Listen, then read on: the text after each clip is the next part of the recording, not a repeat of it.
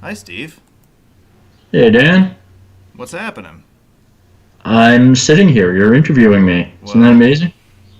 I haven't started the interview yet. Oh, Yeah, that's your fault. Is it 6 o'clock? it is 6 o'clock, and it's about time we got started right now. Looks like stream's working. Excellent. Steve Alpert came to the attention of the road enthusiasts hobby with his website alpsroads.net.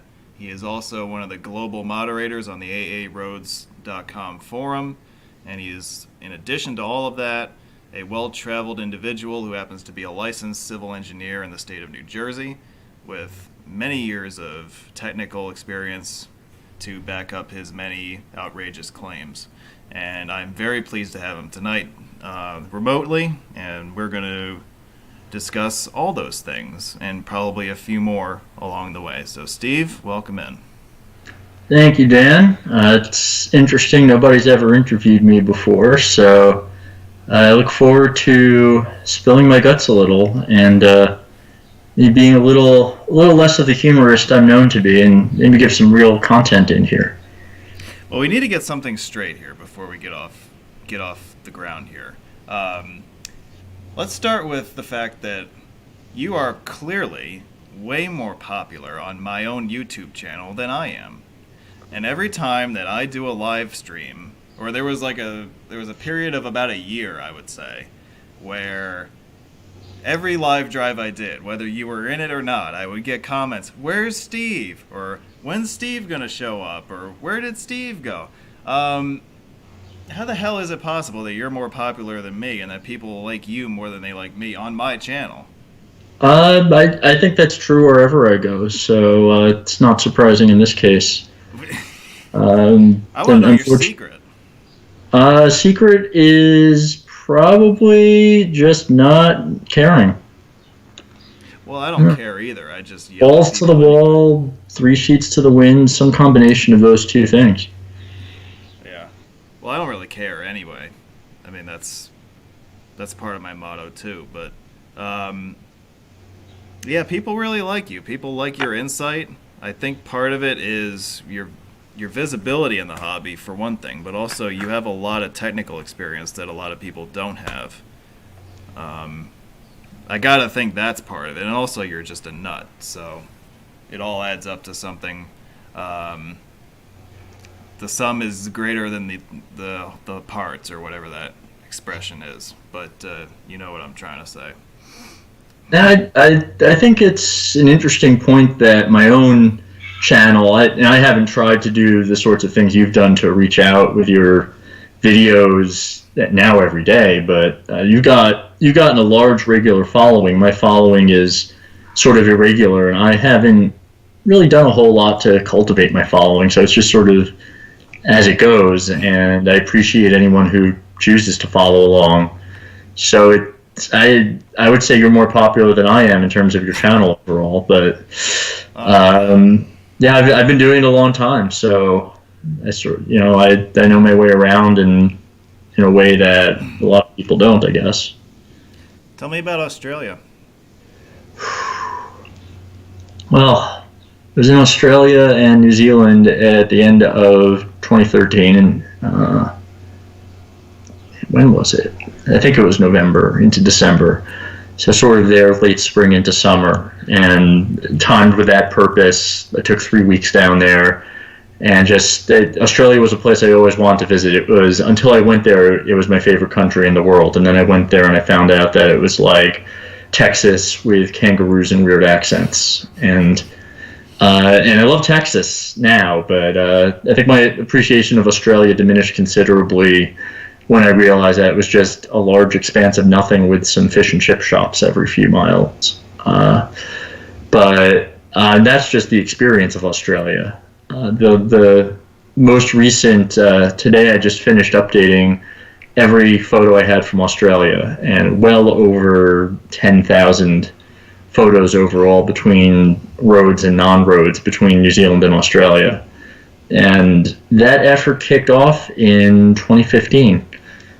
And at the time, I figured it was going to be about 8 to 10 updates worth, which would take about a year and change. And so by mid to late 2016, I'd be back on the trail with the next update. And a lot of factors intervened in there, and I sort of got burned out and had other priorities. So didn't get around to Australia. I got into New Zealand a little bit and just sort of sat there for years. And it took me till 2019 to push out the first part of the update. And then it took until January to push out the next piece. And then it caught fire again. I can't explain how it caught fire, but I'm very glad I was able to get it all done today and be able to share it just before coming on here. There's a deep meaning to being able to do that, and it tells me that I'm back again in the hobby. Can I at least take some of the credit for lighting a fire under your butt to get that No. going? No. You know I'm at least a contributor to that. I may know it, but I'm not going to let you take the credit. Okay, whatever. Well, but no, like I know that you had talked about the Australia stuff for a long time, and obviously you've had that material sitting away in your drawer waiting to bring to life as long as we've known each other, which is a long ass time. I didn't meet you in person until 2014, I think. Right. You mentioned Burnout, and I wanted to ask you about this because I know that you're very prominent, and for a number of years you've been doing this a lot longer than a lot of other people. How do you reconcile what you do with burnout and your overall interest in what you do? Do you go through phases? I guess you must have gone through a period where you just didn't want any part of it, but can you explain a little bit what that was like? So from starting in 2002, really, maybe even late 2001, when I just started dropping my photos online with text files that were called captions, I just always wanted to share whatever I found, and to me, that gave it greater meaning. If I'm going to go places, why take photos if it's just for me? I'm not going to look back through photo albums. I very rarely ever did that at home, so the memory is there for me. It's being able to share it with the world. That's always what my interest has been. And so from the moment that I got my site converted to HTML thanks to Spooey, also known as NE2, and that was in 2003,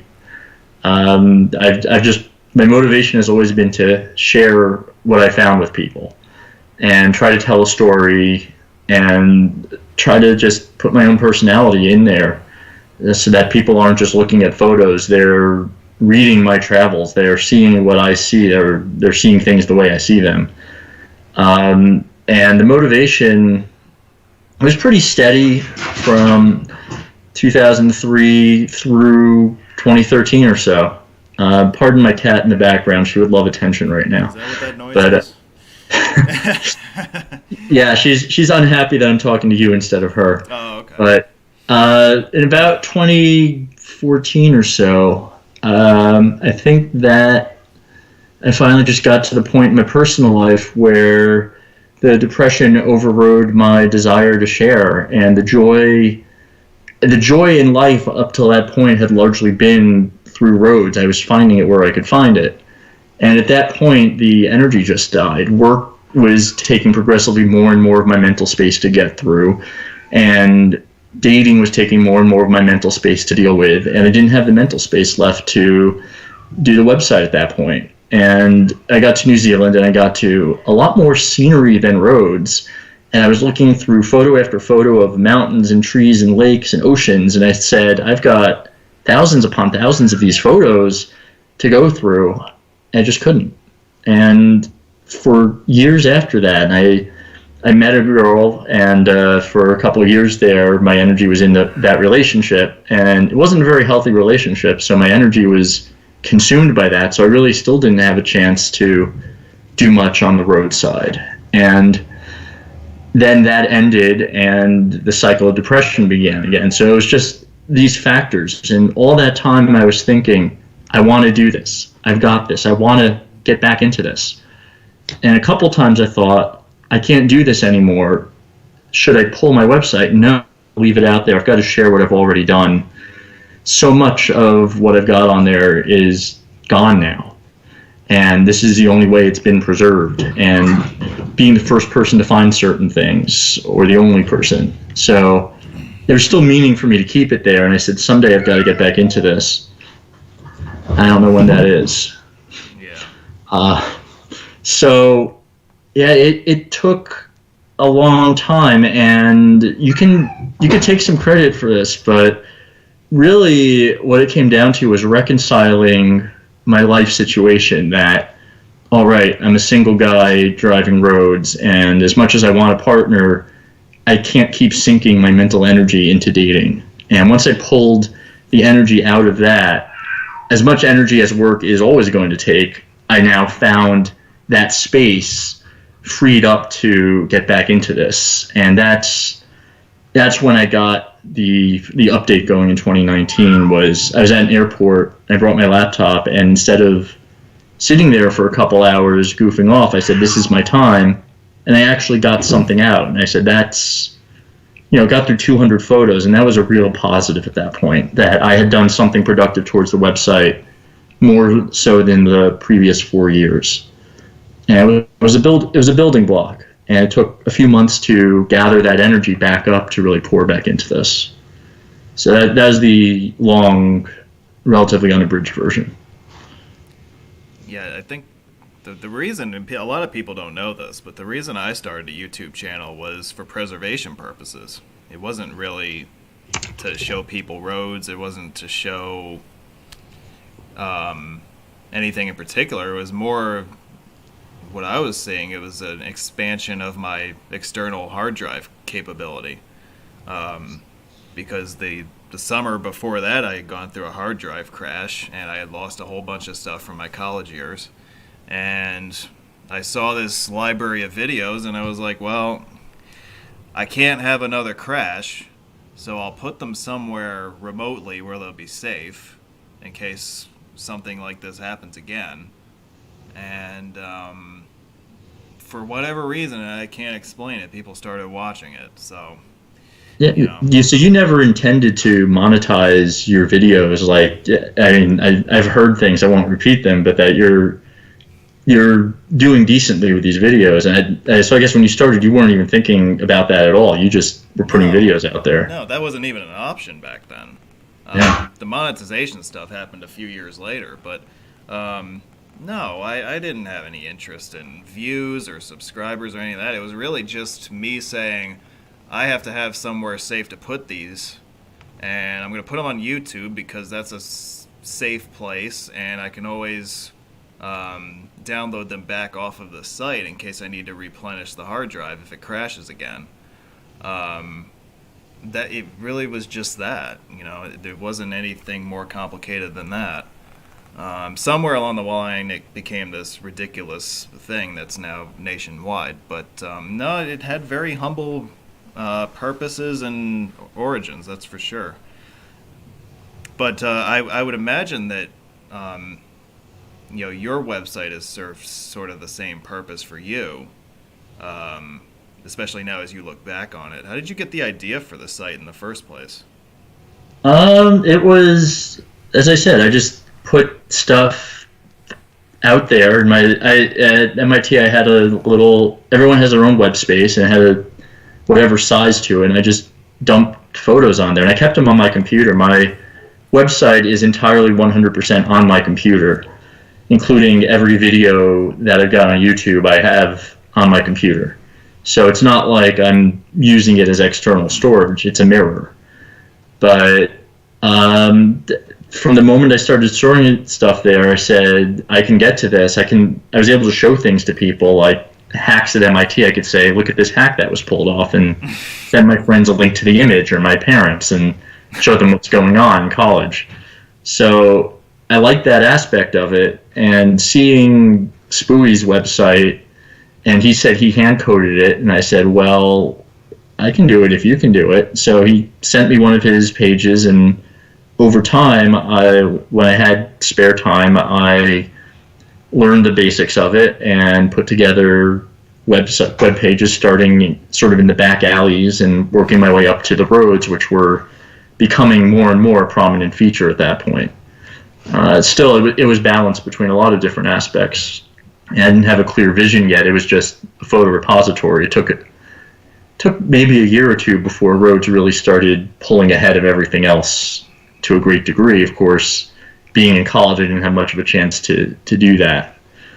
But it was just, at that point, now I had a website, and so it became something to share on MTR with the rest of the community. And as my sense of community grew, it became more and more important to me to have it there. So you go back to the MTR days. Oh, yeah. Way back in the Dark Ages, or when Julius Caesar was king or whatever, right? What was that like for you when you discovered that there was a community of people who followed roads and liked roads and all of that? Because I think for a lot of people who came after you, they looked at your stuff and thought that was amazing, and that was the greatest stuff they'd ever seen. I know that you have inspired a generation of people who are doing their own stuff with roads. But when you were starting out, you must have had a moment where you realized, hey, this is pretty cool. I can do a website and I can share my travels with people, and that'd be awesome. But what was that realization like for you? First of all, I'm going to give a confession that I generally don't read people's websites. And I'm going to get a chorus of boos now in the comment section, but I found that if it was stuff I hadn't seen, it would just make me want to go there, and if it's stuff that no longer existed, I would just feel bad about it. And if it's stuff I had seen, then I've seen it.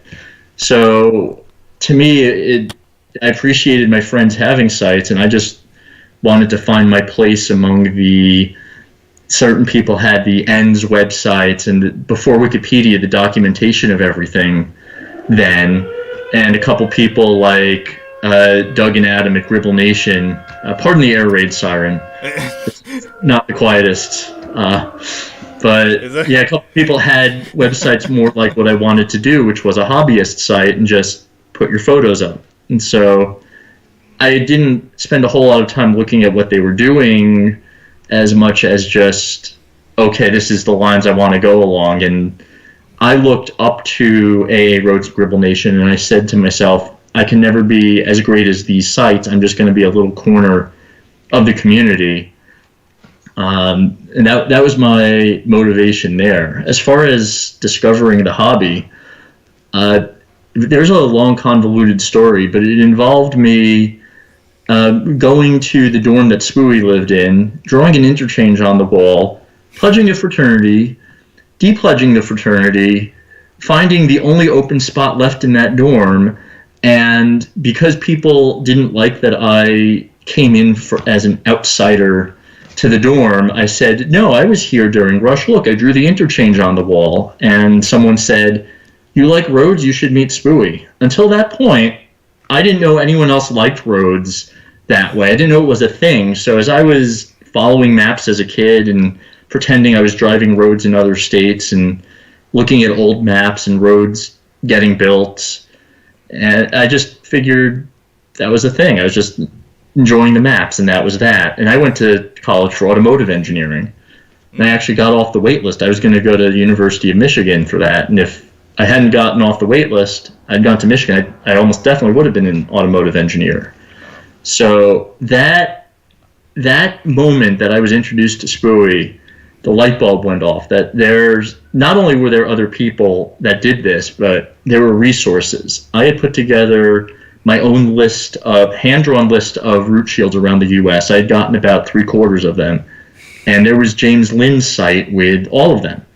And I looked at my list, I had a couple wrong, and he filled in the rest, because until that point, I would draw maps for fun. Yeah. And I figured, I can never make a career out of drawing maps. That's, cartography is not what I want to do for a living. I want to do engineering. And I started to find all these resources. I think it was Pete Jenier at the time was a civil engineering student, and there was a thread about about how you can have a career in roads, and he mentioned civil engineering, and I said, hey, we have that. Maybe I should look into that. Yeah. And it awoke my passion at that point. Finding NTR within a couple months, finding it. I joined the dorm in November, met Spooey. By December, I knew that civil engineering would give me a career in highways. I was starting to drive around with Sean DeCesare, another father of the Internet of Roads.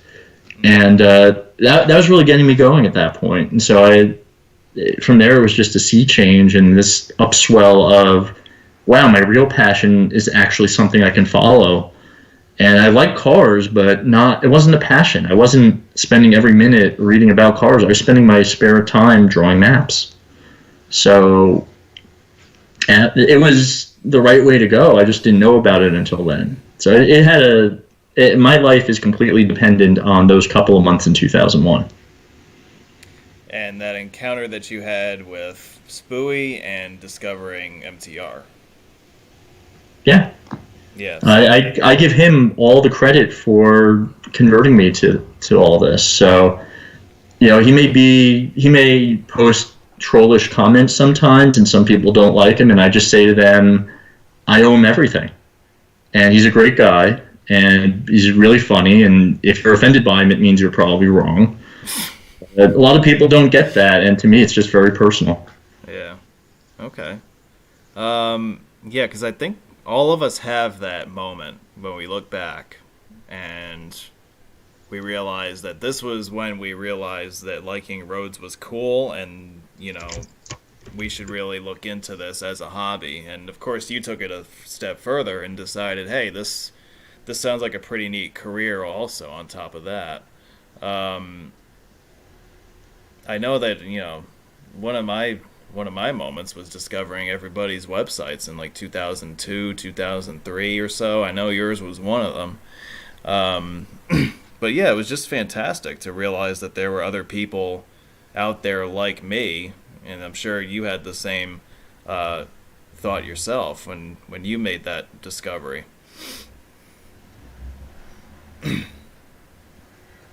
But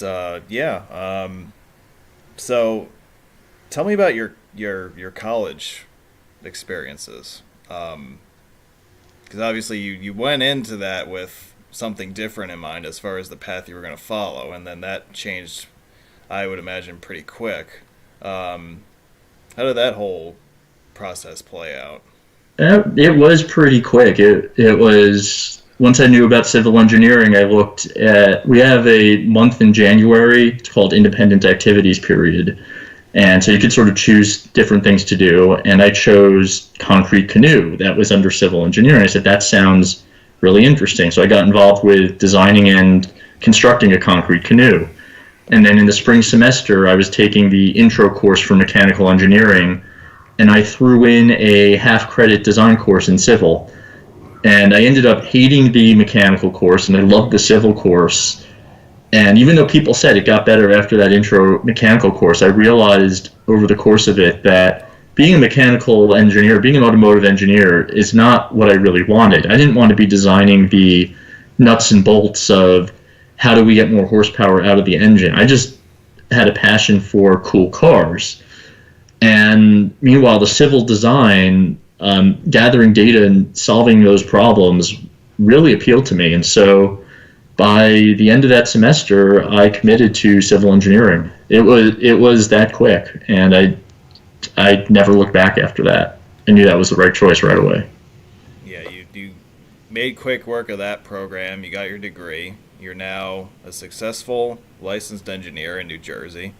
How do you balance your professional obligations and your goals with your hobby?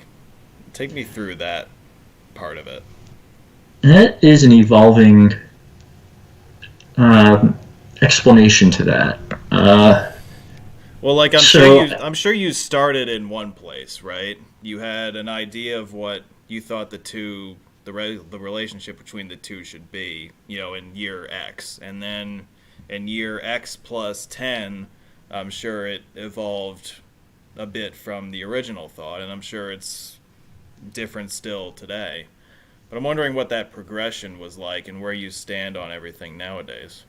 When I entered the profession, I decided that things were going to be largely independent, and I'd come home and shut off the work aspect and turn on the hobby aspect.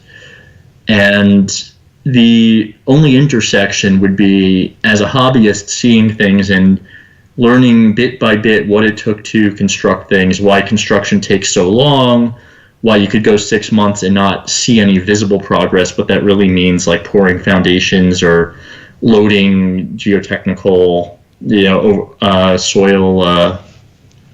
Over. It's a weekend. I don't want to think about technical terms, but for the first 13 years, which takes me to about last year, it stayed separate. And over the last year and a half, I've noticed that I now have enough knowledge to be dangerous, which means any project that I have a hand in professionally, I have to distance myself from as a hobbyist. And there are answers I know that I can't tell. And what I've realized is instead of saying, I know the answer but can't tell you, the mature thing is just to stay out of the discussion.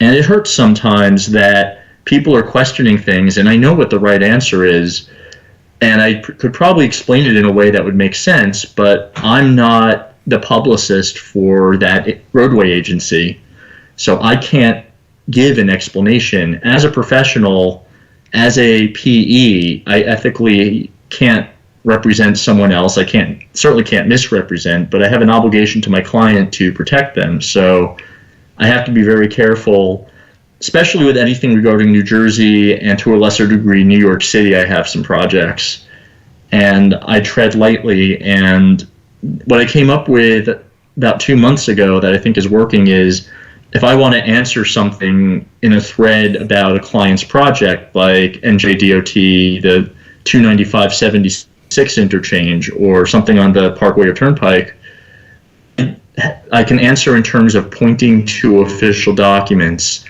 and referencing the conclusions in those. I can't say anything that I can't find online because that goes beyond the knowledge that I'm supposed to have as a hobbyist. So it's evolved at that point. And another thing, I used to make fun of Pennsylvania a lot, and I've moved away from that for the reason that I realized my company does business with Pennsylvania and every state. So I can make fun of signs, but if I'm going to do something like I can talk about non-cutouts as RIDOT shields, that's been a long-standing joke, and keep it lighthearted. Don't go beyond that. Don't say this is wrong, this is bad. So I realized that evolves also. It must be difficult though to balance the two. I just have to think sometimes. I wouldn't say it's difficult. As I get now back into updating roads again in the U.S., really the pictures tell most of the story. And some of what I'm telling is a history of a bridge or a roadway stub that we might find, or an old sign. But they tell most of the story themselves. I don't have to hate on agencies or people. If the sign is ugly, I can just, there's your ugly sign, and it's ugly. And I trained myself on that pretty quickly, I think. Yeah, because I think in the hobby, certainly this is true, that a lot of people look to you for your insight, because you're one of the more visible people out of all of us. You've been around much longer than most of us, and so I tend to think, and I gotta think that this crosses your mind too, that people expect certain things from you as far as your visibility and your ability to comment on certain things, yet at the same time as you're saying, which I believe 100% based on my experience, that there's certain things that you can't get into and you can't disclose. So there's got to be some sort of tug of war there in your mind as far as what is ethical maybe to share as opposed to what you really want to say. Not So much. Again, I've sort of trained myself out of that, but there have been times when people say, Alps, why don't you weigh in? And either I wasn't aware of the conversation or had been following it, and I say, look, here's as much as I can tell you to point you in the right direction, but I can't give you the answer I have right now. All I can tell you is your concerns will be addressed. I've said that more than once. Like, don't worry, you'll see. That's the best I can do right now. Yeah, because I'm in the process of learning that myself. You know, I am a few years behind you as far as age and career wise. So I am a PE now myself, and I've generally had a hard time telling people that I can't tell them certain things. Um, I'm not sure why that is. I've always kind of been that way, but I think that it's something that's definitely uh, a part of the equation that I need to get better at. And you've been around the block a few times yourself. You have, I'm sure, come across a lot of EITs in your time. You've given people plenty of pointers, whether that be for sitting for the exam. I know you did that for me a few times. What do you tell people who are just out of school about the business and about the things you were talking about before, like the ethical side of it? Well, it's going to depend on the person and the situation. If I got someone new to the job, first of all, a lot of what I'm going to tell them is company specific. It's here's what you're going to experience, here's the culture here.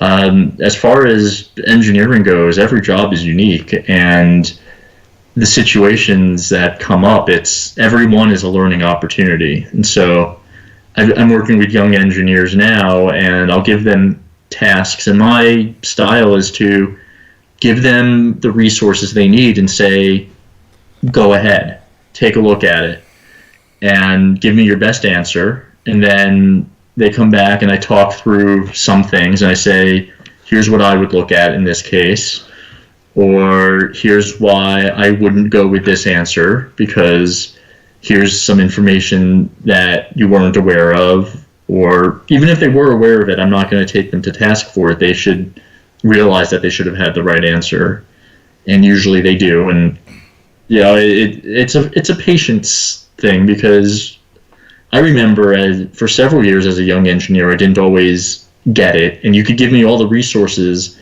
and I'd come up with an answer from 7 of the 8 resources, and the 8th one would have totally changed my answer. And I just figured at that point I had an answer. And that learning to take your time was always hard for me, and I noticed it's hard for a lot of young engineers. They think they've got the answer based on their college and their references, and highway engineering is, there are right answers, but why they're right is very fuzzy. And there are some cases where there is no one right answer. It's what your client wants becomes the right answer. Yeah. And justifying what your client wants is the fuzzy part. And the nuances there of feeling the pulse of the client, feeling the pulse of the public, trying to predict the situation is not something you can teach. It's something you experience as you go. So a lot of it is, for young engineers, is just gradually exposing them to this and building up their skills at the same time that you build up their awareness. Yeah, I mean, there's a lot of classes you can take in college that'll get you ready for a lot of the things that you'll see in the real world, but college doesn't get you ready for everything, and there's still so much on-the-job training when you get out of school. I mean, if you got 3 hours, I can tell you all about that on my end, but I want to circle back to the whole client-firm relationship, because you're right. Like, and I never really thought about it this way, but what is right is oftentimes what the client wants. It's not necessarily what you think is the best solution. Does like how do you reconcile that as a professional? Because I've been in situations where I've been asked to weigh in on something, and I give it my best thought out answer, and everyone's like, "Oh, okay, great, that sounds awesome." And then the next day, the client comes in and says, "No, we're not going to do that. We're going to do it this way instead." But you know that the way that they want it done isn't better than your answer. You know what I mean? I'm sure that's happened before, where, and I don't want to talk negatively about clients, but obviously we have to respect their intent and their wishes and whatnot. But that's got to be frustrating at times, right? There's got to be a lot of give and take there. I wouldn't go as far as to say that I respect my clients' wishes, but as a professional that they're paying, it's my job to justify their wishes. As long as a professional engineer, it doesn't cross the lines of integrity.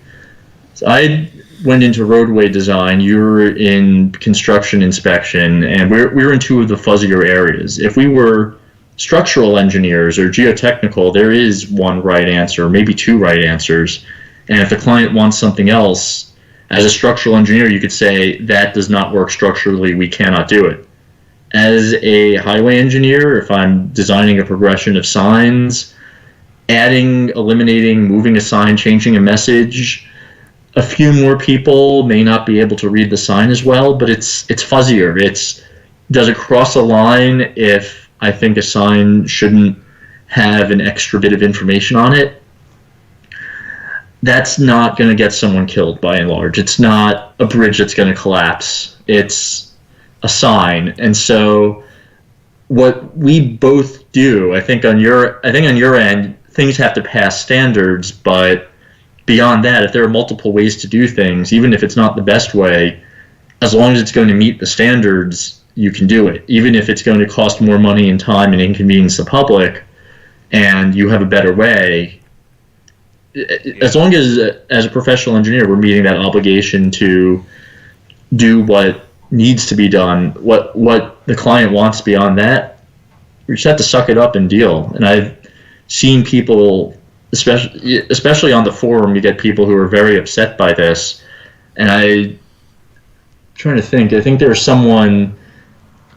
one of my friends in the industry was having trouble dealing with that as well. And I said, look, you can't take this personally, that they're not doing what you think is right, and that you've got to do things that you don't agree with.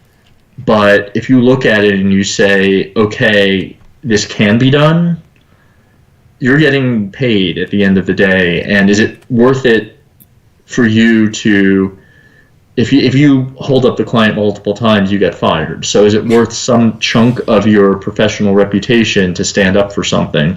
Yeah. And unless it's a safety issue, the answer is probably no. And you can either complain about it and hate it and stress about it, or you can just let it roll off and at the end of the day say, I tried, I put everything out there to justify my answer, and they didn't like it, but I did my job.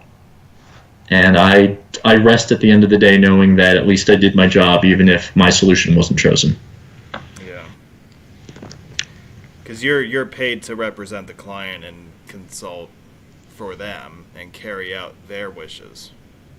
I think a lot of people don't realize that about what we do, because you're right about, there being multiple right answers for what we do. I know that, in my line of work, yes, you have specs, and yes, you have, certain tolerances you have to meet, but even within that, there's a lot of gray area.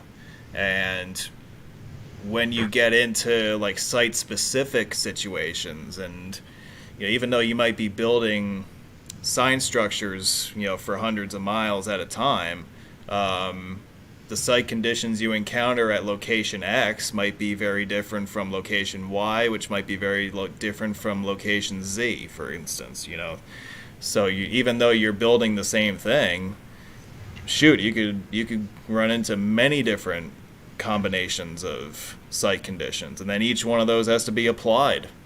That's why they use the phrase engineering judgment so often.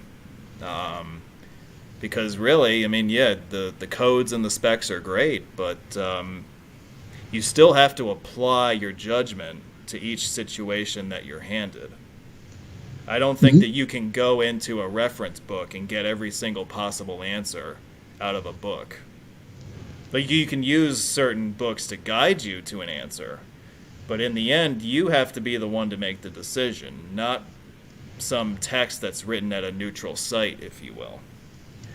You've got it different than I do, because what I do is mainly in the office. I may have to answer construction issues in the field, which is you really have to be on for that, to go into the field and direct people, knowing that the direction you give is going to be memorialized and you don't have a chance to really look it up. But in your case, you're out there and you may see things like a batch of concrete that is 99% of the minimum standard, or bolts that are 98% of the minimum tensile strength, and you've got direction from on high to accept it, whether that be in your company or politically. You might get a direction: we need to open this road, just accept it.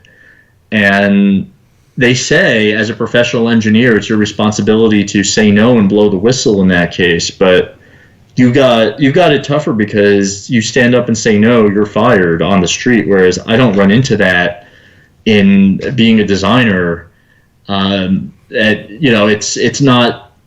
We're not to the point yet where people can see what's going on. So even if I stand up for something and I say no, we can't do that, there's still time to work that out before it's in the field. When it's in the field, the time element comes into play for you. Yeah. So I don't know how you deal with that, but I don't envy that at all, because I'm sure you run into that. Everybody runs into that in the field. I've seen it. Yeah. It's tough, and again, they don't teach you that in school. Right. They don't get into that part of it. I mean, hell, you could spend a whole semester just talking about engineering gray area and client-firm relationships and client-firm political relationships. And when you add politics into it, it takes on a whole nother dimension by itself. But yeah, I mean, it's really eye-opening to me when you look at what I've done. The projects I've worked on. I would say that that's probably like how you and the client get along, and how you interpret, I'll say, the specifications that you're handed. It's like walking a tightrope sometimes. That's really how it feels. And yeah, for someone who's new to the business, I wouldn't wish that on anybody. That's a tough spot to be in. And again, that's not something that people really talk about with what we do, but we're constantly under a microscope with certain things.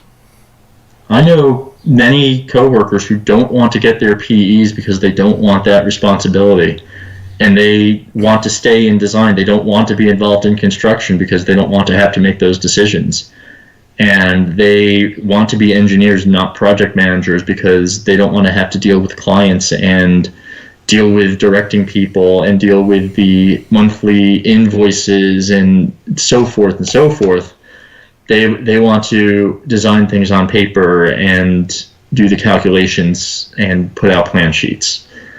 And there's some part of me says, it would be nice to just not be driven and just lean back and coast through my career like that.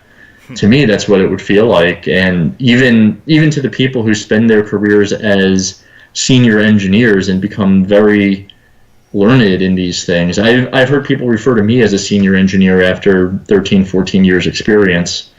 Yeah. To me, the word senior is 30. I don't know everything by a long shot. So yeah. That I find that interesting, but that, I don't want to go that route. I want to push in the direction of more responsibility and making the tough choices, and that's different for everyone. So as a new engineer, you're not going to know that. A lot of them, especially now the millennials and coming up the Zoomers, I don't know, but the millennials definitely have had this attitude of, I just want to do my job 40 hours a week and get out and not work beyond 40 hours.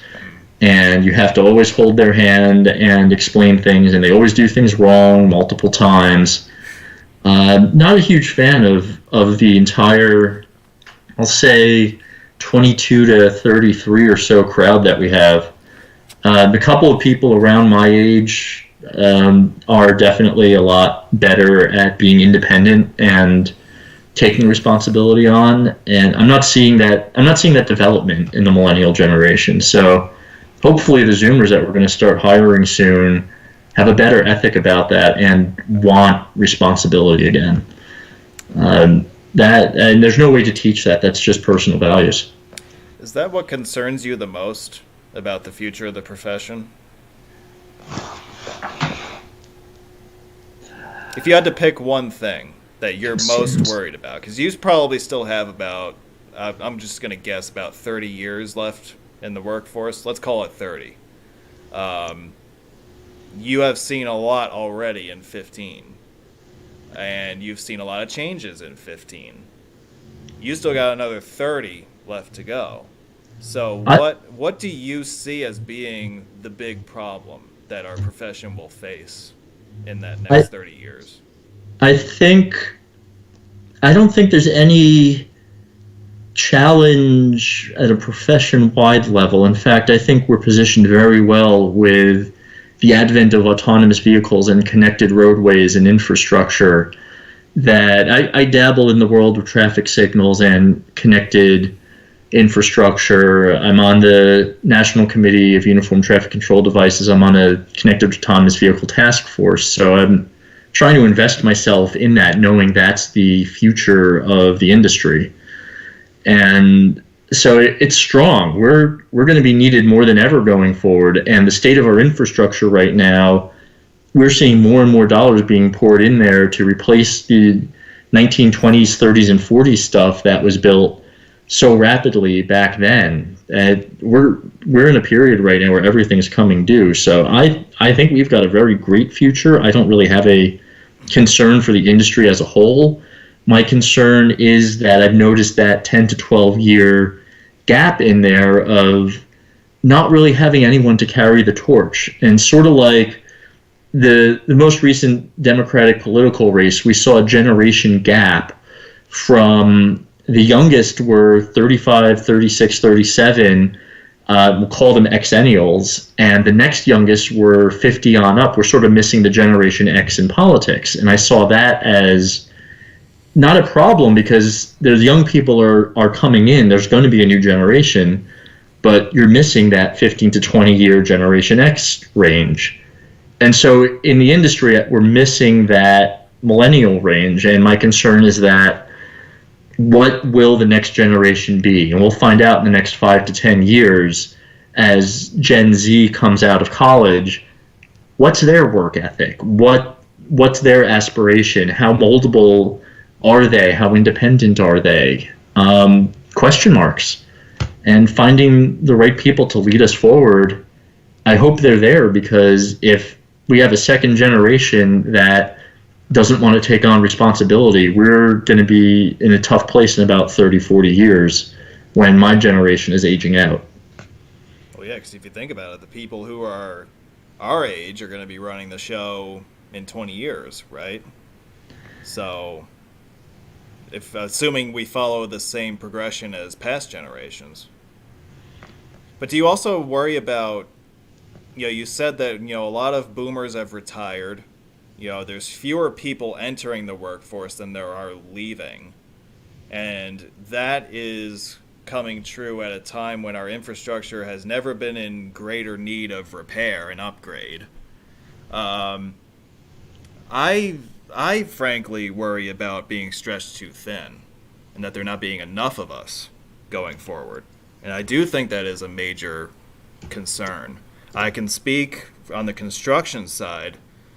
I mean, we are running very thin on just people going into the inspection business, because everybody looks at, and I don't know, we could get into this for hours at a time as well, but people think that college is the be-all and end-all, so they have to get a 4-year degree, but to be a good inspector, you can just have a high school degree. If you can do math and you can use a tape measure, we'll take you.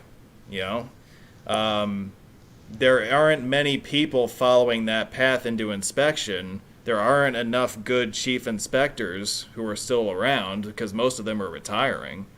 We're going to be getting to a point where we can't staff certain projects, and people are going to be working multiple projects. Heck, I know one of my office engineer colleagues, she has 4 different projects right now. She's working on 4 contracts. Why? Because there just aren't new people coming in to fill the gap left by all the people who are retiring. That's got to be something that's coming down the line that's going to come back to haunt us, right? It's that, and the fact that when you need people at these levels, it takes time for someone new to the industry to develop. So if you identify that you're running short of personnel, you can't just plug and play unless you're hiring away from other companies. But then you're still short in supply overall in the industry. And yeah, we're trying to invest now. We're trying to get good engineers, and I'm fortunate. I work with a few good younger engineers. It's hard to give them direction to grow, and they may be good engineers, and then at the end of the day, they're still making mistakes, and it takes a lot of time to get someone to a point when you can place them in responsible charge of a project, of people, of these roles where we really need them. There's a significant gap. And using ASCE grades, I believe engineer 5 is project engineer, and then they have 1 is entry level, 2, 3, 4. We've got 1s and 2s, and we've got 5s, and the 1s and 2s are good, but they're not 3s and 4s yet. We're missing 3s and 4s, and we're top heavy. As an industry, I think we're a little top heavy. Certainly, there have to be companies out there that have different issues, but I know my comments on Generation sparked a lot of comments there on YouTube. And I see people saying I graduated with some good engineers and whatever. Yeah, there are good engineers, but I think there are relatively fewer of them right now, and ones who can be responsible leaders is the real challenge. They may be good engineers, but if I place one of them in charge of a project, is that project going to sink or swim? There's percentages in play, and I think the generation right below me has a lower percentage. So that's my concern, and it may be a myopic view that in my little corner of the state, that's a problem, because it's not just my company. I've met them across different companies, and I've heard the challenges in different companies, and I think it's more than just one location. It's at least North Jersey. I've seen that as a consistent problem. So how do you fix it? Well, it's now falling on my generation's shoulders on up. The X and Xennial. Right? We've got to take it on ourselves to take the responsibility to put more time into training, and we're the next ones up. We're a 5 to 10 year gap in age from that next generation. We've got a chance to be their peers as well as mentors in a way that if we were 20 years apart, it would be like a parent-child relationship. But for 5 years apart to 10 years apart, we may be going to lunch together one day, and then the next day I've got to manage them and mentor them. And it's a process. I know myself, I've got to put some more effort into that, but it's tough right now not being there in person. We'll get there. But it's just like generations in general. One generation is a product of the generation that spawned it. And if you don't like whatever values about whatever generation, it's their parents raised them that way or didn't raise them. And so it's going to be the same in the workplace. The next generation in the workplace is a product of how we help bring them along. So if they're not coming along, that means we're not doing our job. Even if there are characteristics about them that are tough to work with, we've got to do our job. I think that's the answer. Do you see yourself as a mentor already? Because I know you've talked about what we need to do in order to get future generations on track. But is that something that you've already possessed? It's an interesting question, and I can tie this back now from technical talk into the hobby, because I think in the hobby I've been looked up to for a bit longer than in the industry, though it's sort of turning into both. And I never was very serious about that. People would say, I found your website and now I'm into roads because of you. I'd be like, okay, great, excellent. See you at a meet. I don't know. But I've never really offered advice to people in the hobby, by and large, unless they happen to be friends. And so I've been in that role, but I've never really possessed it. I've never really tried to do anything with it. And so this sort of helps me realize that, I've got to put more effort into that. And maybe in the roads hobby too, instead of going back in secret conversations and making fun of the next generation of road geeks who come in and say the sound quality sucks on your videos, maybe we got to pay some attention to them and say, in 5 years these guys are going to college, in 10 years they're going to be in the workforce. We've got to listen to them because they're going to be here at some point. If we don't take them seriously now, then they're not going to be serious later. It may be a sea change in attitude. They will be reporting to us in about 10 years, right? More or less. I may not be able to hire somebody named Chase Beyer in 10 years. Well, if I see his resume, I may say, you didn't like my sound quality. I can't deal with this. So you've been around the block for a long time.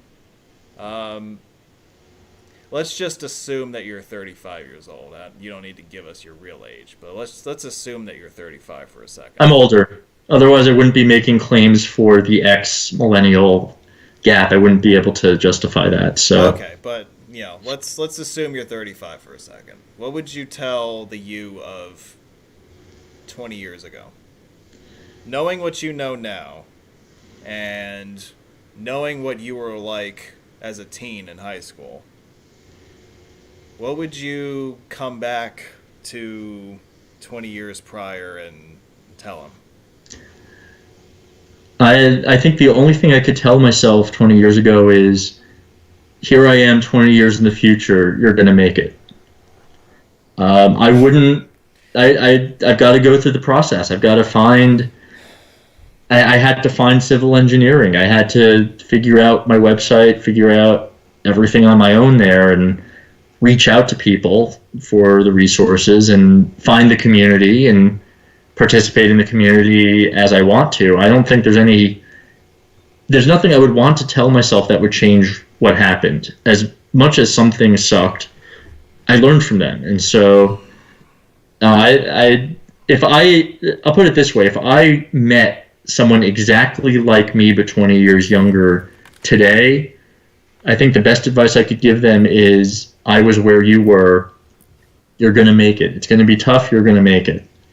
And you're going to find yourself, you're going to find other people like you, and do what you love. Keep doing what you love. That's not something I would have to tell myself because it's always been my MO, but I would say don't ever stop. It'll all work out. Yeah, whether it all works out or part of it works out, it's worked out well enough. So, but that's an encouraging message to give someone of that much younger than you, right? You would agree? I would keep it simple. I spent a bit of time with a high school club and went in there and talked to them, and my main message to them was, it's awesome that you even know what civil engineering is as a high schooler. I didn't know it existed. So they're already ahead of where I was, and it's just learn about it. If you think you're interested, learn everything you can. And when you get to college, if you're still interested, go for it. And if you're not, at least you learned about it and you tried. So it was very encouraging to see that. I think now compared to 20 years ago, a lot more people know what engineering is. A lot more people, certainly with AA Roads Forum, know about the hobby. MTR, kids weren't going on Usenet after the mid to late 90s. By 2000 or so, it was the AOL chat rooms. And I was one of the last Usenet users. I was one of the younger ones. I, of course, made my mistakes there, but finding the community is so much easier now than it almost ever has been. And AA Roads is moderated, so you don't have to deal with the trolls that MTR had either, or the grumpy elders. So it's a lot more accessible now. We're seeing an explosion in interest, at least 10 times as many active posters here as there were in MTR, and several times more than the absolute peak. So it's the golden years right now, really, for the hobby, and that's going to translate into the industry as well. Well, getting back to you telling yourself that you're going to make it, I feel like a lot of young people nowadays could use somebody saying that, especially a lot of young engineers. There's some of them I don't want to make it, but well, come on, you can't say that. I don't know. I have some hope that the college students and the high school students I've been meeting the last few years seem very focused and serious about this, that in a way that again, to piss off the couple of people in chat I enjoy pissing off, the millennials that I met the first 5 or 10 years I was in the industry, the college students were not taking things seriously. The ASCE meetings were big parties, and that reflects now in the way they work. And so seeing the diligence of high school and college, I think they get it. I think they understand that this is valuable, they're valuable, that they're putting in the effort. I almost don't have to tell them they're going to make it. They've got this attitude that they're going to make it now. And that, again, this incoming generation, that's part of why I guess I'm not that concerned about our future, is I see characteristics of success, and some of our newest hires now have that ethic again that's been missing for a while. Yeah, like you're not concerned about the quality of the engineers, and neither am I. I mean, I see, my talent pool that I've worked with over the years, I think they're fantastic. I just worry about the quantity, and that we may get to a point where we're on a tightrope as far as funding and as far as the overwhelming workload that we're all going to have at some point. But, as we're talking about funding, we can talk about God knows how many other subjects, but I want to bring up with you, we just went through a real, call it a golden age, call it whatever you want, but the most active decade of bridge replacement, bridge construction in the city of New York and the Hudson Valley since probably the 60s, I would have to guess. I mean, we can go through the projects. We had the Goethals replacement, we had the Pulaski Skyway, we had the K Bridge in Brooklyn and Queens, we had the Bayonne Bridge. That's one that doesn't get talked about all that much. That was a huge project. And then we had my happy little project up in the Hudson Valley. But it must have been, and I had a different view on it because I was actively in the mix on one of those projects. So I was like hands-on, actively involved in, this decade of renaissance or what have you. But as somebody who was on the outside and observing all this stuff going on at the same time, I've always wondered what you thought about it while it was going on as an engineer, because I know that you had to have been interested in all the stuff that was going on at the time. I wanted to interject there that not just New York, New Jersey raised the gas tax a couple years ago, and that's borne so much fruit, taking a lot of projects that had been shelved back in the recession in 08-09 and never had the funding suddenly have gotten dusted off. Routes 3 and 46, you look at that project history and you'll see dates in the 2000s on there, and now it's getting built because now they finally got the money. So transportation is finally being taken seriously, on the federal level, and the funding problems that we're going to have are the same funding problems that the whole country has. And I don't want to turn this political, but we know we're running up a debt in the country. And the pinch is going to be felt everywhere, and it's going to be felt in roads too. So the last recession, by 2011, 2012, New Jersey had a policy of fix it first, and New York, I think, had the same, and many states said, Pennsylvania, I know, we're just going to fix the bridges that are falling down. We don't have the money to build anything new. All we can do is repair and replace in kind as needed. And I think it comes in waves. I think funding right now, we're seeing the tail end of the bubble. So from about 14 through 19, there was a nice period with generous funding. It's going to be tighter for a few years now, and coronavirus definitely contributes to that. We're going to see the economy downturn, and our industry gets hit a couple of years later, so projects are going to be really slim in the mid-2020s.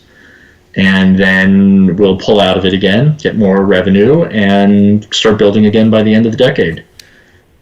Can you explain, can you go into that a little more in depth about how funding is tied to what you do and how projects get prioritized and how clients, shuffle the deck on their end? Like what are some of the, I know you probably can't get into every single little thing because there might be like NDAs involved and whatnot, and obviously the ethical side of things might forbid you from getting into some parts of the detail, but that's a side of it that people don't realize also, that there's a whole lot going on just on the funding side, like way before you even break ground on a project. There's years of, whatever you want to call it, backroom dealings maybe, but what do you know about all of that stuff? I don't know really how to answer your question. It's a very complicated patchwork there. Obviously, states have priorities of projects that there's one set of priorities, which is the states or agencies, I could say, desire to build something. And there's another category, which is need, and you're matching those things up.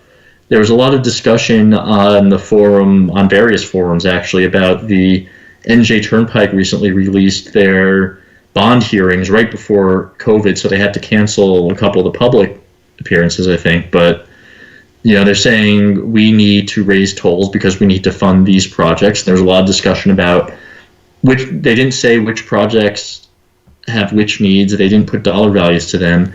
That list for any agency it's got a priority inside that agency, whether or not the agency is going to tell you. Some agencies, I think, do actually release priority lists sometimes, some don't. But they're looking at a combination of what funding they're expecting over the next 5-10 years. You see state plans for that stuff. So you've got your funding laid out year by year for 10 years, and you know what you need to do in terms of bridges falling down, roadways in bad repair, whatever. So there are certain need projects that have to be on there, and then from there you pick off your wish list based on what you can fund. And things have to go through various phases of design and construction, of course. But my response to the Turnpike list, which I would respond to any list I saw, is, look, not all of these projects are getting built in the next 5 to 10 years, but you lay the groundwork now. They've got to start conceptual design. If you're going to widen 20 miles of roadway, you've got to start by getting paper, virtual paper now, but figuratively speaking, getting pen and paper, laying out the right-of-way, the existing conditions, and figuring out how you're going to do it. And it's going to take a few years of design to get the final design out there for construction, even if funding is continuous. So, they can't turn around and take $5, $10, $20 billion of projects, whatever that number is. I don't know what that number is, but those are not all going to start in 2022. And some of them may not even have started design by 2030. But even if they do get the toll increase, they still might not. Who knows? Different needs come up. Something may be more expensive than they thought. Revenue may decrease as people travel less. Who knows? So it's a constant battle. And when people say, where is this project, or this has been going on for years, that's what's going on. It's either the project isn't a need, so there's some interchange that you'd love to see upgraded, and some cloverleaf you'd love to see turned into a stack, and they've got the plans to make it a stack, but it's not like the bridges are falling down. And somewhere else the bridges are falling down, that money got diverted. So tough shit. You're going to have to wait 10 years for your favorite interchange to get built. Yeah. That's the way it goes. Okay. So whatever they pass now, let's say they passed that entire list of the Turnpike projects. Don't hold that agency to the list they publish, because these things come up. There's so many unknowns in engineering that all you can do is be grateful for what does happen and be interested when things start hitting the street and you see a construction project. Just enjoy it. And Route 3 at 46, they're into phase 2 now. They're starting to do the major interchange work. That's going to be a lot of fun as a hobbyist. Not as a driver, but as a hobbyist, I'm going to really enjoy seeing that take shape over the next few years. I was enjoying seeing the Notch Road Bridge get built, and understanding that got delayed 10 years. 2012, 13, 14, I wasn't saying, where is it? Where is it? I missed this project.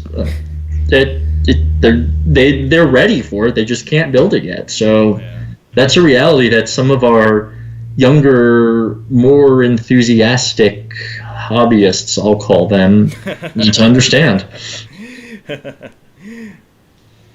All right, that's fair.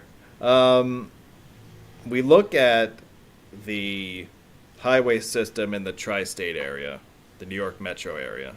Obviously, we know what got built, what didn't get built, and what, if someone throws a Hail Mary pass, might get built in the future.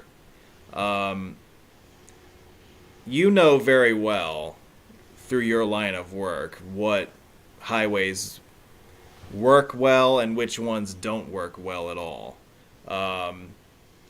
And I'm going to ask you to put on both hats, your professional hat and your hobby hat, and the best you can.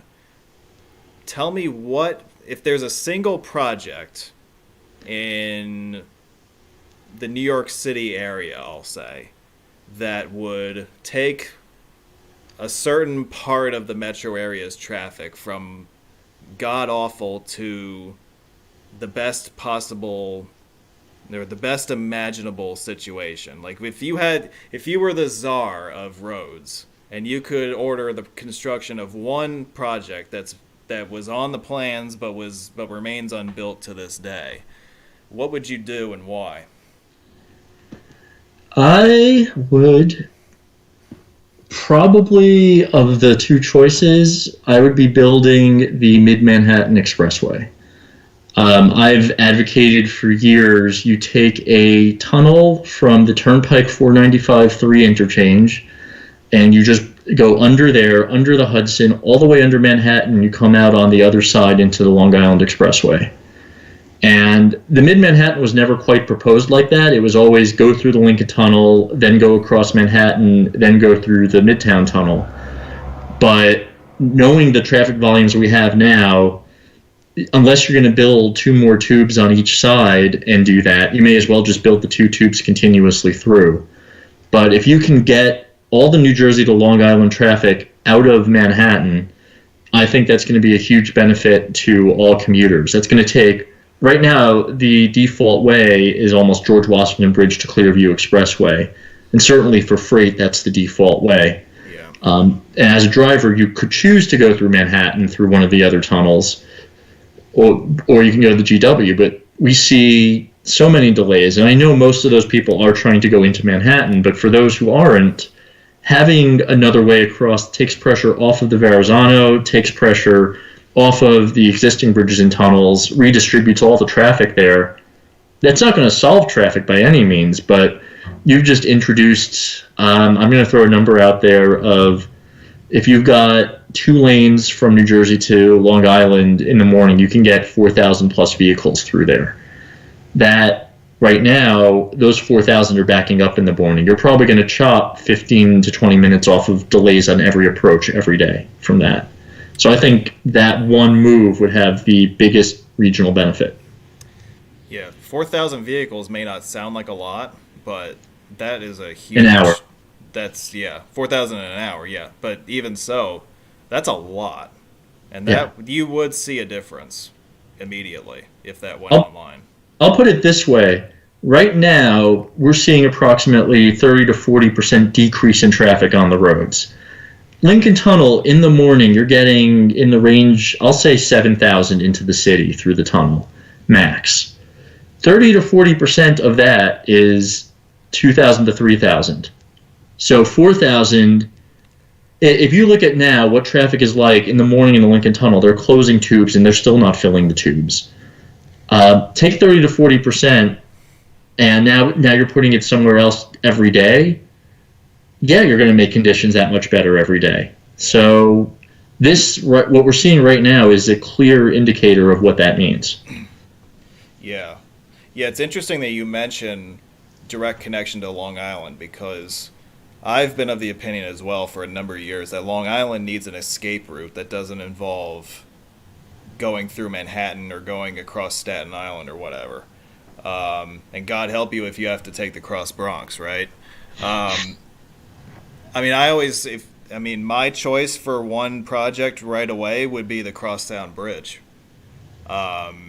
linking in with 287. I mean, it doesn't get you through the city faster, but it gives you an escape route towards New England without having to go through the city, and you can still get around the city on the 287.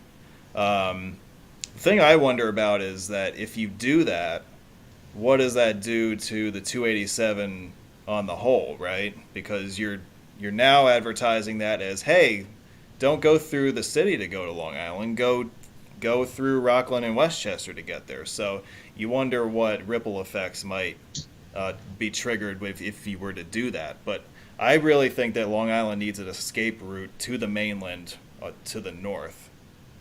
Myself. I'm gonna give you the unpopular opinion that I disagree with you. Why do you say that? So, looking at the traffic levels on the Clearview or I should say the Throgs Neck and the Whitestone bridges, we're not seeing 45-minute delays at those bridges. Sometimes there are delays, often there's not. Those bridges are not nearly at the same capacity as the Hudson River crossings, for example. So, while it's an inconvenience to Long Islanders, and yes, the LIE is getting jammed trying to get into the city, those bridges, it's not like another bridge is going to relieve those crossings. Those crossings are not the problem. The problem is the network on Long Island needs even more east-west connectivity than it has right now. But while Crosstown Bridge is going to be convenient for Long Islanders, first of all, that I don't think convenience has the same weight as the traffic relief that I would look for. And you mentioned 287, the Cross Westchester, they went through the improvement/expansion project a few years ago. It was nightmarish before then. It's not that pretty now during rush hour, but at least it's not nearly as bad as it used to be. If you bring cross-regional traffic back there, it's going to be just as much, if not more, of a mess than it was before. And I think the answer is east-west. I don't think the answer is north-south there. And I know that's going to be unpopular, and many people want that bridge built. But if you look at why it hasn't gotten built yet, I could point to that as one of the reasons that the justification from a traffic perspective is not there. Well, I mean, you're right that you're not having 45-minute delays at the Throgs Neck and all that, but you have created a problem in a sense because you have cut off Long Island from the mainland in a sense because you're relying on New York City to get anywhere that's not New York State. And as I look at it from a redundancy standpoint, there needs to be a way to get somewhere that doesn't involve having to go through Queens or through any of the other boroughs. That's a fair point. Just think about, well, I mean, we were both around when this happened, but 9/11, when all the bridges were shut, nobody could come or go to Long Island. Now, I'm not saying that this is going to happen like once every few years or stuff like that, but you do have situations that do come up every once in a while where redundancy is necessary. And yeah, like I look at, Sandy a few years ago. Give me another escape route to the north. Give me something that adds capacity while also serving an area that really is underserved as far as crossings are concerned. Because again, you have to rely on city bridges to get anywhere. You don't have your own dedicated facility that serves Long Islanders. Is what I'm saying making any sense to you? Oh yeah, there's no one right answer for this. So yeah, we're going back to gray area, right? I can disagree with what you want, because I've thought about it, and that's why I don't favor that. But we're free to disagree. There's lots of reasons for or against. It's part of, if we were ranking the projects, we'd have to have a needs list and a wants list and put them on there, and depending on who's in charge, they go in different places. Yeah. But again, that goes back to the gray area that we've been talking about, right? Like there are needs and desires. There are gray areas in both of those even. Everybody's got their own point of view. Everyone's got their own experience.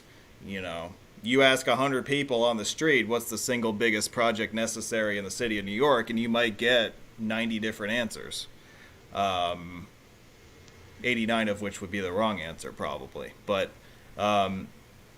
yeah, so that's kind of the give and take that we have as professionals. We all have different backgrounds. We all have different ways of looking at a situation. And even on macro scales like this, as planners, when you're trying to figure out what to do with traffic, that definitely comes into play there as well. I will say I used to enjoy fictional highway discussion on MTR, and I don't participate in the fictional highway discussion at all anymore. To me, knowing so much about the industry is, you propose a highway and I'll just say, either I'll say, yes, that should get built, or no, there's no reason to build it. That's, I would just be that serious guy like, yeah, this is cute, but it's not happening. Yeah. So that's one area where it has sort of sucked the fun out of, to really know the industry, is I can't really enjoy the fiction of it anymore. It's got to have a real purpose for me to get behind it. Yeah, I hear you. If you folks in the live chat have questions for Steve Alpert, please feel free to drop them in the live chat. How has COVID changed your day-to-day operations, your work, your et cetera, et cetera? Is it really that much different than it was before? Other than the obvious working from home and my part, I could still go into the office in theory. A couple people do, but I see no purpose to that. But my workload is the same as ever. Clients are still advancing projects. I'm involved with some active construction projects right now. At least in New Jersey, construction is an essential business, so all these projects are still going on out there. So I'm still answering questions and dealing with stuff day to day that comes up, and I'm at the forefront right now of a design effort that's evolving day by day and constantly getting new direction from the client and questions from contractors. So I wouldn't say what I do day to day has changed, only sitting at home versus sitting in the office has changed, and the face-to-face interaction that is so important in the industry, to read people and to real-time be able to work things out together. That's really what's missing. Yeah. But the responsibilities haven't changed. Yeah, I mean, I know that, it varies. Like, if you're on an essential project, it's basically business as usual, right? And obviously the design side of it, the office side of it, that stuff can largely continue as is. Projects are still being bid, contracts are still being awarded. Whether they can start or not is another story, but you still have all the internal stuff functioning more or less as it's been functioning all along. At least that's the sense I get. In New Jersey, in a lot of states, yes, certainly in New Jersey, it is. And, Pennsylvania briefly shut down construction and then said, wait, we need to do this. And I think people realize if construction right now isn't essential, then the backlog of construction in 5 months is, you're going to realize why it was essential this whole time. So I'm glad that most states realize that and they've kept working. To answer the second question in chat, my workload office versus field is about 95-5. I go in the field as needed to review, research, answer questions if it's construction, but otherwise I'm in the office pretty much all the time. Can answer Doug's question, or we can ignore Doug. It's your call. Well, let's come back to that because I want to pick your brain for a second about something else that's COVID related. All right. You're a big sports fan. I'm a big sports fan. When the hell are the Yankees going to start this season, and where do you think they're going to start their season when it does start? I have no opinions on the matter. I've been following, but I just want there to be baseball. I don't care how the season is formatted. Just have something fun to watch. I would love if they found a way to finish the hockey season as well. Yeah. Either that or just stop it, because the Rangers have a chance, and if they go to playoffs right now, the Rangers are not in it. So I would love for them to be in it if they're going to have them. That's very biased, but I think the model of no attendance until they figure out the vaccine for this thing, we may end up seeing that in 2020, that sports being played in empty fields. Yeah. Or someone postulated everyone has to sit 6 feet apart. I don't think that's going to work, because how do you get refreshments? How do you go to the bathroom? How do you walk up and down aisles? So I think it's got to be all or nothing. I agree with that, yeah.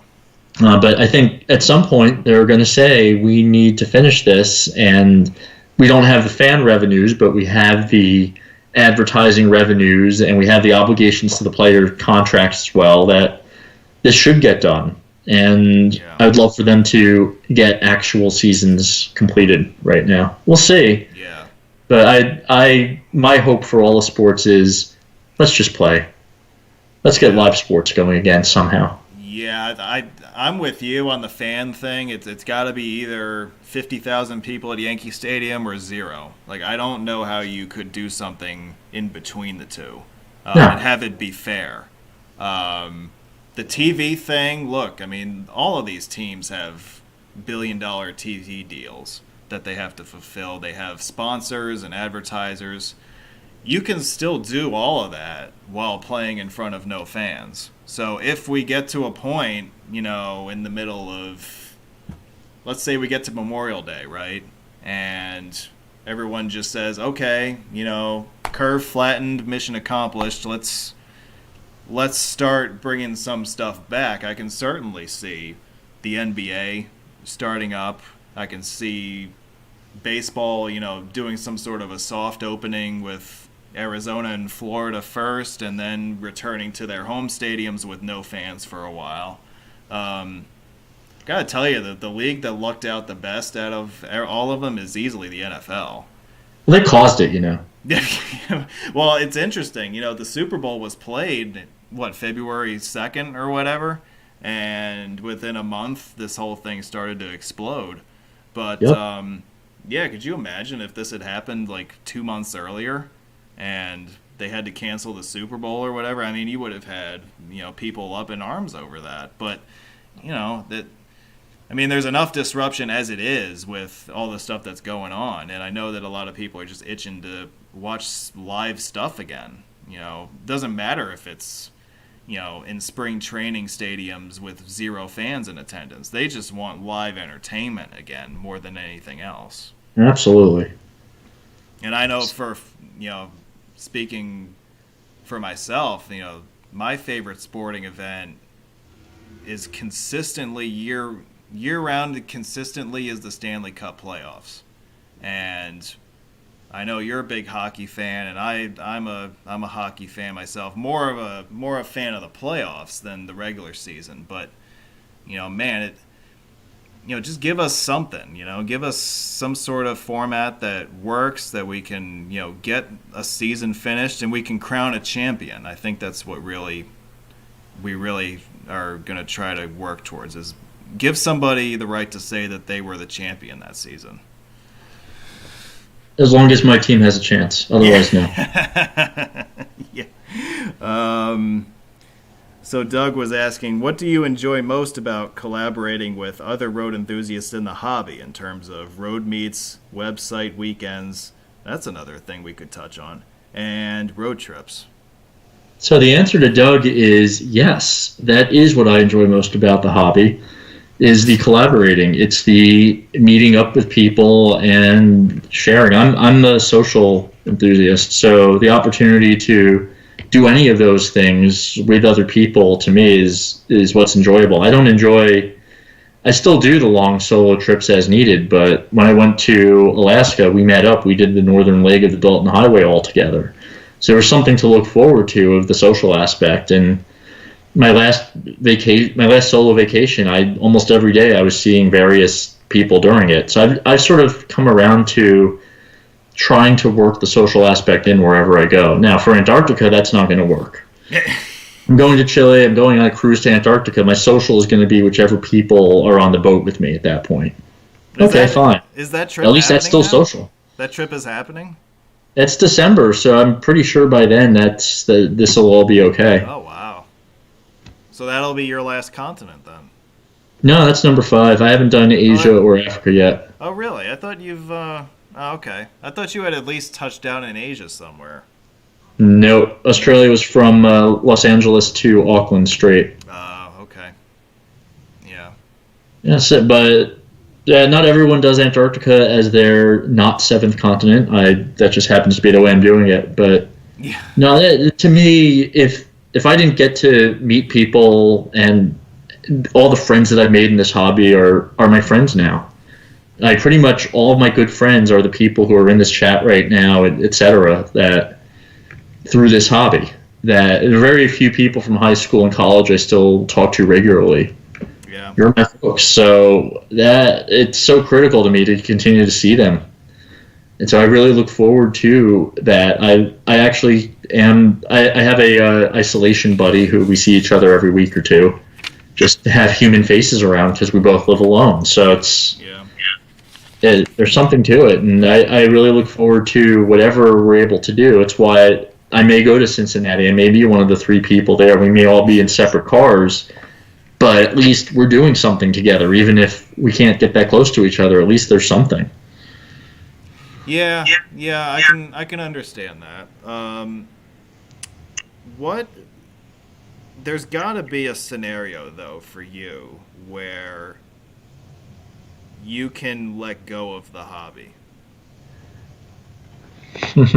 Like in life, I'm talking like in general, like in life, right? Like there's got to be, and we all have this. Let's not lie about it. We all have a scenario where if you told us that events X, Y, and Z happened, and you then said we had to give up the hobby, I would say, okay.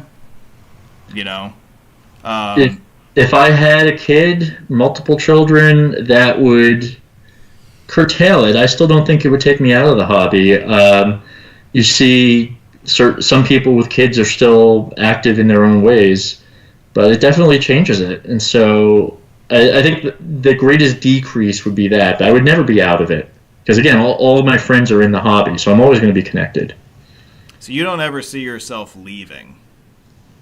I can't fully leave, no. That's interesting. Because I find it interesting, and I guess a lot of that has to do with the fact that what you said, that there are so many, like all your close friends are in the hobby, so you're kind of attached to them at the hip whether you want to or not. So by that connection, you're stuck in the hobby whether you want to be stuck in it or not. I'm sure there's a dynamic there. I'm always going to be connected to it. There are scenarios where I could give up my website. If all of my backups crashed and I lost all of my photos in my backlog, I would give up the website. But I would never disconnect. I would always be connected to the people here. I would always be in the industry until I retire, so I'm always going to be a part of it. There's no scenario where I would completely disconnect. It's more about the personal connection than it is the actual physical material.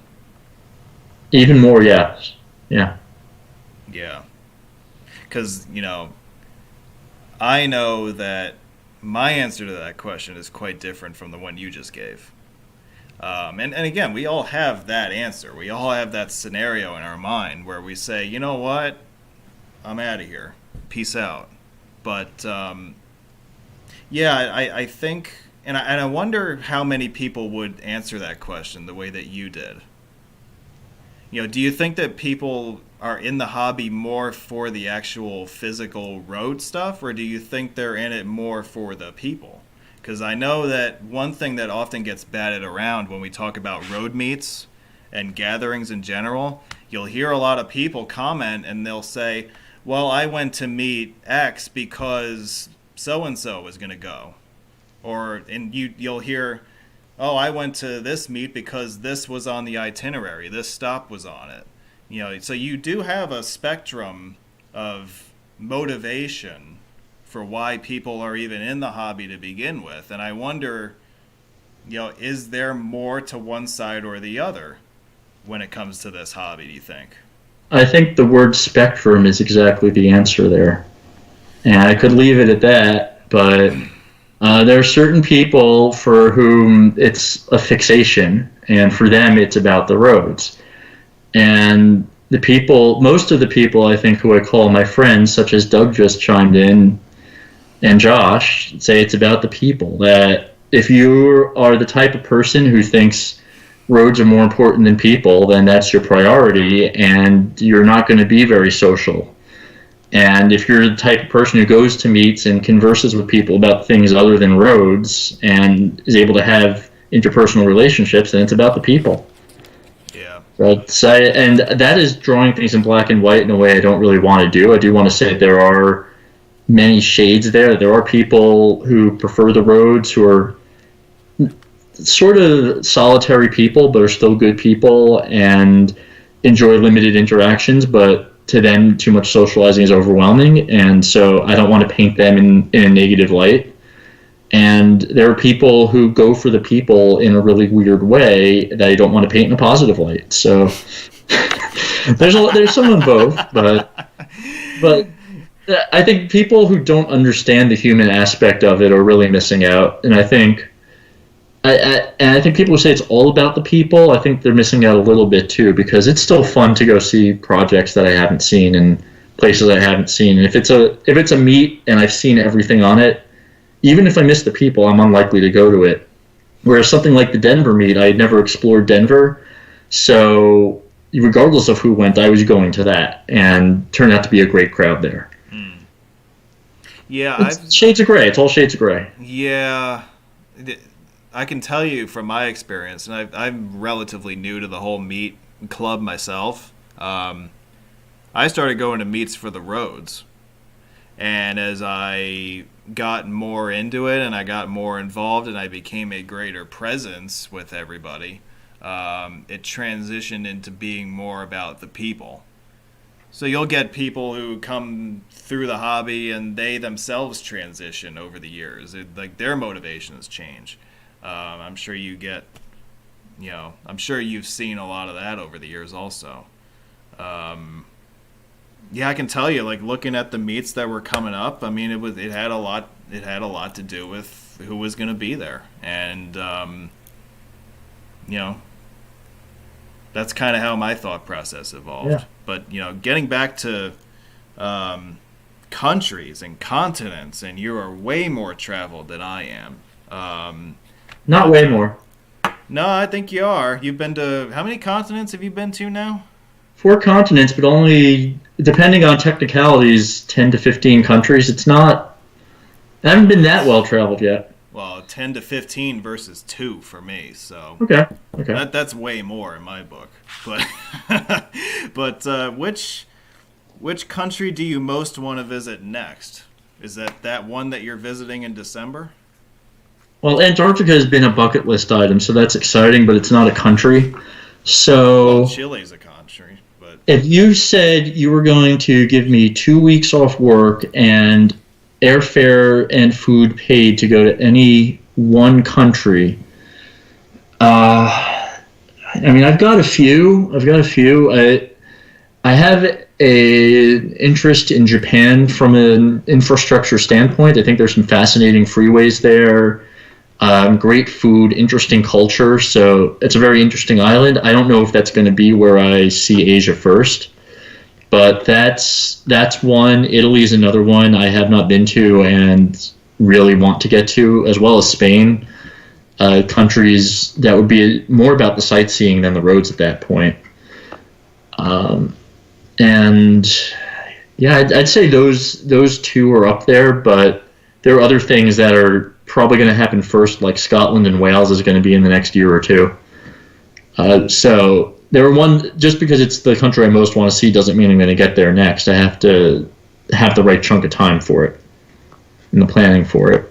I know Laura also asked any countries I wouldn't go to. I decided a few years ago when travel to Cuba became possible, and I looked at it, and they said some roads are passable, so you could get around, but there's very few, if any, signs, and you had to pay people to protect your car overnight. Only $1 or $2, but you had to pay them. And it occurred to me that I don't want to travel.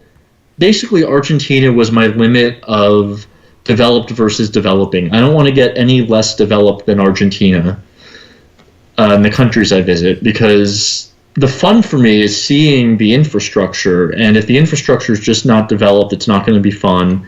And if I'm worried about my personal safety or the food safety, I actually did get sick from something in Ecuador. I don't know what exactly it was, but it's not going to stop me from going to places like Chile coming up, but I don't want to go to Uganda, for example. So there's got to be enough of a developed infrastructure there to attract me and make me feel comfortable being there. I see. What was you've been to 1 million road meets over the years. I think road meets became a fad around the time that you became really visible in the hobby. Am I right? A little before. A little before. But you've been going to meets for many years. Is there one that stands out in your memory as being your favorite?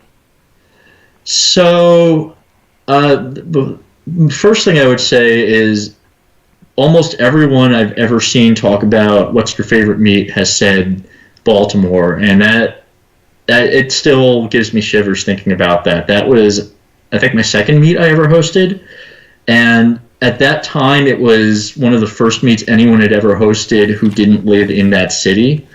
So I was sort of breaking with tradition there, and to have 34 people show up and for people still to be talking about it, it amazes me. And I think as the host of that, I wasn't able to really experience it. I was making sure it ran smoothly. So I don't think any meet that I've hosted would be my favorite for that reason, that I was always running it, and so I wasn't able to just sit back and relax and really get into it. A couple of the Midwestern meets, like Joliet, just because the people out there I don't get to see very often. So going out to Michigan or Illinois and meeting up with those people and then just enjoying the tour and enjoying the cheese curds and all that with them. Plus the journey out there and back is something I don't get to travel roads in Illinois and Wisconsin very often. So the meets out that way I think have been very enjoyable for me, but certainly not the only ones. Denver was an incredible meet. We had the meet to end all meets in St. Louis was another incredible one. For so many reasons, looking back on it, I think it was a little nerve-wracking then, but no one knows how we got through that, but we got through it. So one thing I think is generally it's got to be enough people to have multiple cars.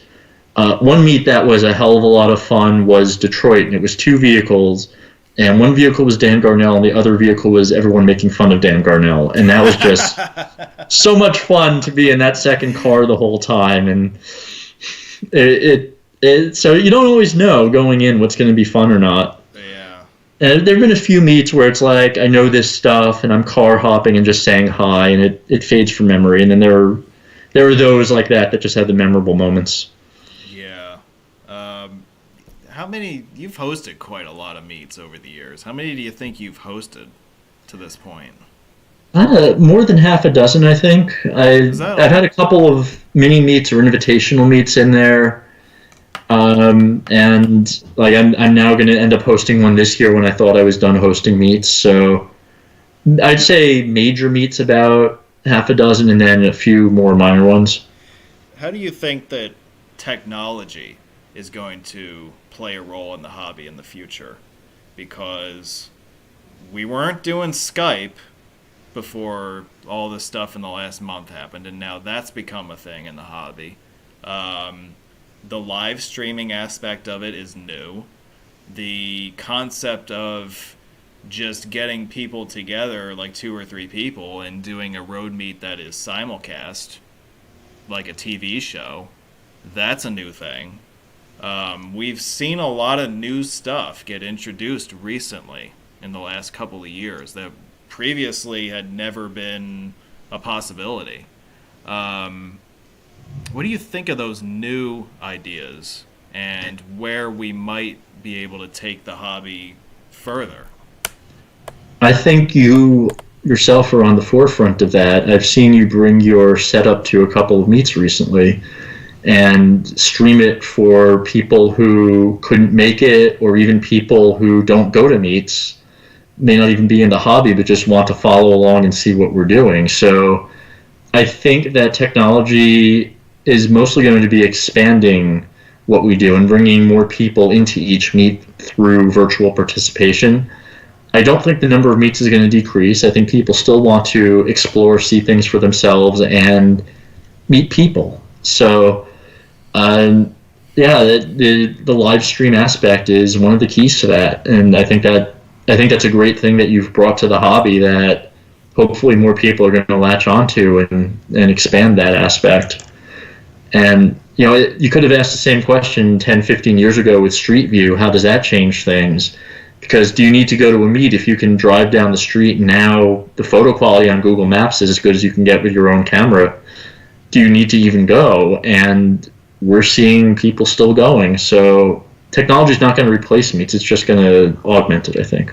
Yeah, I agree that the in-person experience of road meets is not going to go away. That there's always going to be a demand for that.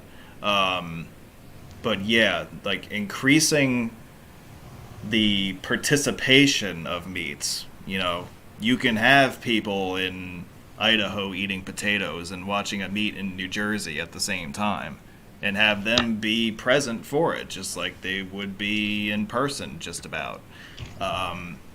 I think it's going to be really interesting in the next few years to see how that evolves. And as we get more and more people who are interested in taking part in that,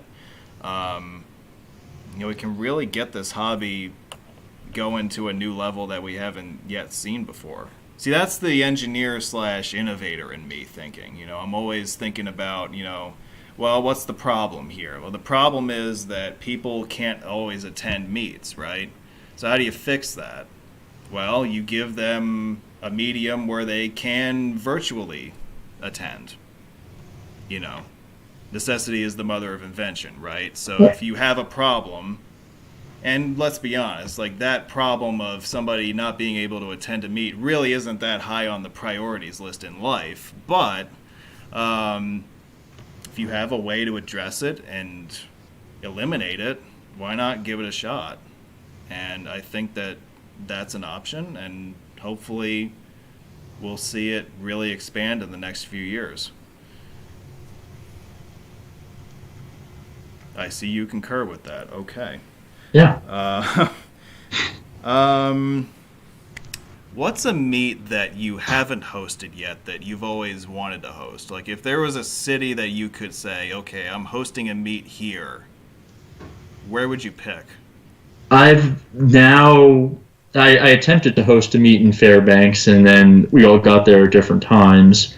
And I hosted a meet in Ireland, and one person showed up. So it's hard to say that there's a bucket list of meets, because it seems like you can try for anywhere. And I think at this point I've seen every major city in the U.S., so I don't see a need. It's going to be, as projects come up, what I always like to do with a meet is focus on a construction project and then see some other old interesting things around, sort of blend the old and new. So my upcoming meet is based on hopefully being able to see a project that's going on. It's not a big one, but it's there. And so the need is going to be as there are major projects. So in a year or two, I'm going to want to host 3 at 46. And as you can really start to see the new interchange take shape, that's going to be a perfect opportunity. And I can shape something around that. And I'm just going to be looking for stuff like that. Yeah. I don't really intend to go outside my city like I did with Baltimore. I'd probably and Providence for that matter. I think that was my first meet. But yeah, anything in the area to me could be fair game. So you don't see yourself going to, a few time zones away to host something. You're now entrenched in Jersey. You're hosting stuff locally now. You're not you'll still travel to meets elsewhere, but you won't host anything outside of this general area. What they say for hosting is you should always know the city you're going to host in. And I knew Providence very well. I had no problems with that. Baltimore, I knew sort of well, and I went scouting the weekend or 2 weekends before to make sure, so that went off well. Something that is far away, so for Ireland, for example, it was a more informal let's meet up and look at stuff together, but it's not a road meet in the formal sense of people trailing each other with printed itineraries. So when I go back to Hawaii, I could say informal Honolulu meet, and if people want to meet me out there, they can drive with me for a few hours, but I don't have the expertise to do a meet there to the standards of a road meet. That would be local knowledge and cool things no one else knows about. So it's got to be more local for me in the greater DC to Boston corridor. And at this point, I think any major area has been covered by one or more meets. So it would be new projects. What are some of the other, requirements, I'll say, of hosting a meet? I know that there are certain things that sort of have to happen in order for a meet to be considered a success. But what's on that list for you?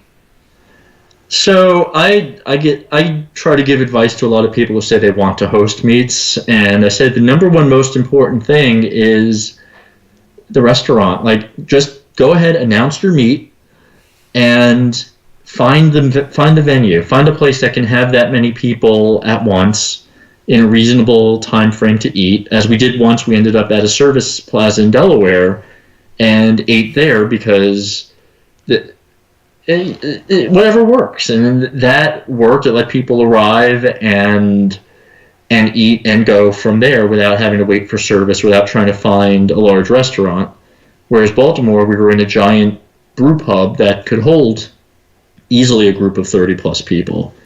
So finding the venue, I think, is the most important. And what we've learned from the last several meets is have a park and ride nearby, or some guarantee that you can leave vehicles in a parking lot. But what I say is it takes practice to know how long meets are going to take. And I'll add about 20% onto trip times from point A to point B, maybe 25%. And I'll take whatever time I think it takes to see the stop, and I'll almost double it. And what I found is between the socializing and somebody getting lost along the way and pee breaks, that roughly works out to the actual time a meet's going to take. And so I've had very good success by just applying those time standards to things. And so people, I say, come up with your itinerary, let's look it over, and I'll say this seems like a lot, or you're crossing all the way from east to west across the city. I suggest you cut that one stop out and just do everything on the east side. Yeah. And some of it's by feel, but I think the greatest success is the organization aspect of it. And it should almost run itself if you're able to people herd effectively. Yeah, so I mean, obviously, as you go through the process of hosting, you get better at how to gauge those things and whatnot. But I have never hosted a meet before. So, and as someone who is, kind of, who has toyed around with the idea of doing so more and more in the last year or two or so, what would you say to someone who's never hosted a meet, who is thinking about it, but isn't sure if he should do it or not? Do it. Number one thing, if you want to host it, do it. With meets getting postponed this year, the fall may be filling up soon. I announced my meet when the fall didn't have a lot going on, so late August, early September seemed like a right time frame to put something. But if it's something that people haven't seen, find the time you want to host it and just say, I'm hosting it. Once you put it out there, you'll feel that pressure on you to start putting it together. And I think until you put it out there, you can just delay it. You can just tell yourself, I'll do it tomorrow, I'll do it next week. Once it's out there, that sort of lights the fire. And that would be my advice is, if you want to do it, announce it. Start with a date poll. Start with something non-committal, but at least that gets you working, and you start having to put something together at that point. So you think the single biggest hurdle is just announcing it? It's really that simple. A lot of people, they say, should I not? Should I not? Again, these things, if the hardest part is calling a restaurant or two, it's really not hard to put these together. People will RSVP. People will show up. You'll have a good time. And if you're not that great of a host, some people who show up have done this before, and they'll help you run it. So the hardest part is just announcing it. I can't announce a meet for you. You've got to do it if you're going to run it. But I can help you run it. Both beforehand, I can help you put it together. I can herd people. I'm very good at herding people if we're running over time, because that's the number one meat killer is when the host doesn't round people up. So I always try to herd people back, and I say, we're running a little late. Let's go. And people actually go very quickly once you start saying that. Every time people realize that they've got to get back. So you just announce it. Yeah, absolutely. Yeah. All right. I think there's one more order of business before we sign off, and there has been a lot of vocal expression in the comments here asking to see your cat before we sign off. So would you be able to make that happen for us real quick before we go? I've been trying to do that for the last hour and a half. Let's see if I can surprise her over here. This is the animal that really owns Steve's house. Steve is just a tenant. Let's see if he can corral her for a second.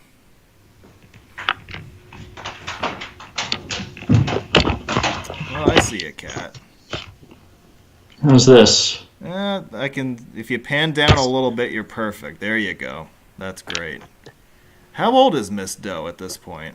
She is almost 7. Wow. And you've had her all that time? Yep. Wow. Well, I had her 5 years. 5 years. Okay. You're famous. I'm making that the thumbnail for this video. I ended up over here now. Yeah.